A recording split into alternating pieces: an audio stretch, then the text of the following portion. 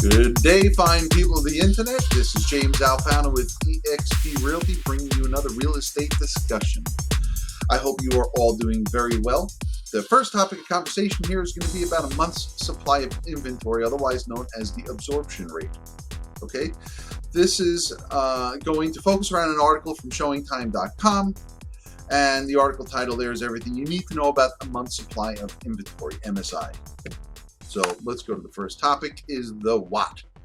Month supply of inventory is a calculation that quantifies the relationship between supply and demand in the housing market. Great. Okay, so in other words, we have how many houses are on the market, and we figure out how many transactions, how many people are buying houses, and we divide it. Okay, and then we figure out how many months is it going to take for our inventory to be depleted. Okay, and that's the absorption rate. How many months worth of supply that we have. When doing the calculations for the absorption rate, otherwise known as the month's supply of inventory, we are doing the numbers based on an assumption that no other homes come on the market. So how long will it take to deplete the market based on current activity? That's the mindset. Now this next one, we'll talk about the how. Most calculations will do a month-to-month relationship. Showingtime.com uses a 12-month rolling calculation pending sales. It kind of smooths out the curve a little bit. So however you do it, it's a similar result. I don't think it's going to be dramatically different. And the oops is MSI, monthly supply of inventory, is often mistaken for an inventory-only related metric. It's not. It's very relational. It's related to how many buyers are in the market, how many homes are being sold, what's the buyer activity. Okay, that's very important.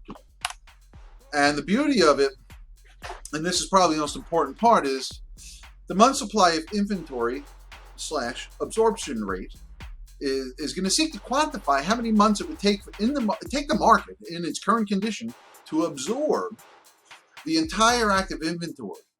So we're easily, and I'm going to go here read a little, so we're easily able to see if the market is favoring buyers or sellers. Generally, a balanced market will lie somewhere between 4 and 6. This is why people say 5, right? That's what I've heard more than 4, between 4 and 6.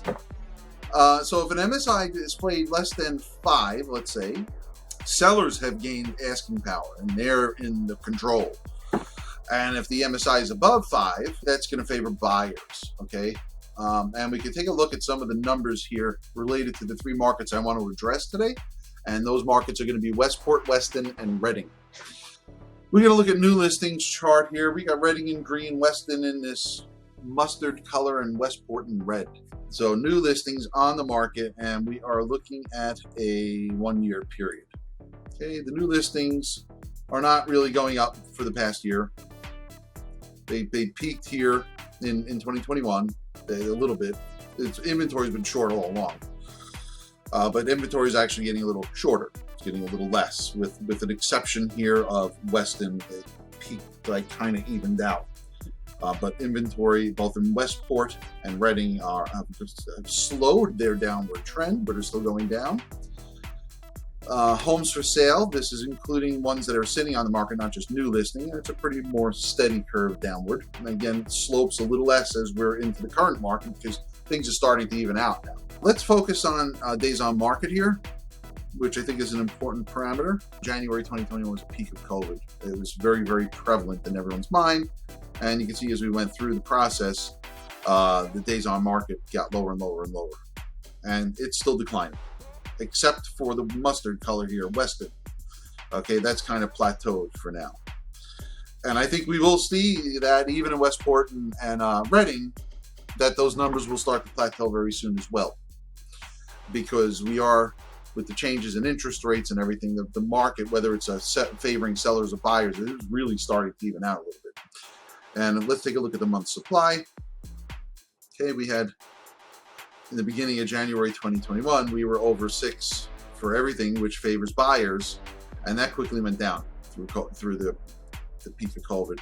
Okay, and now we're below 5 here in April of last year, and it just kept going down and down and down, and become more and more of a seller's market, right? And you can see these towns now. Look at Westport really plateaued here back in January of this year, But if you look at the end results here, we're still in a low inventory market, still in a seller's market.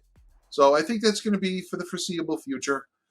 And I will keep an eye on this, and I will keep you guys updated. We are still in a seller's market, but it is starting to level out. So that means we're going to see a lot less of the craziness start occurring, and I expect these lines to start going up and becoming even more of a buyer's market, is my guess. So we'll see, and I'll keep you guys updated. I will vary the towns to some degree, and I appreciate your time in looking at this. If you have any questions or comments or suggestions, I really look forward to seeing that. Please put it in the comments. I will do my best to reply to everyone, and subscribe to the channel. I appreciate you greatly and hope you have an awesome day. Thank you so much for listening, and I hope you gained some value in this. Have a great day. Bye.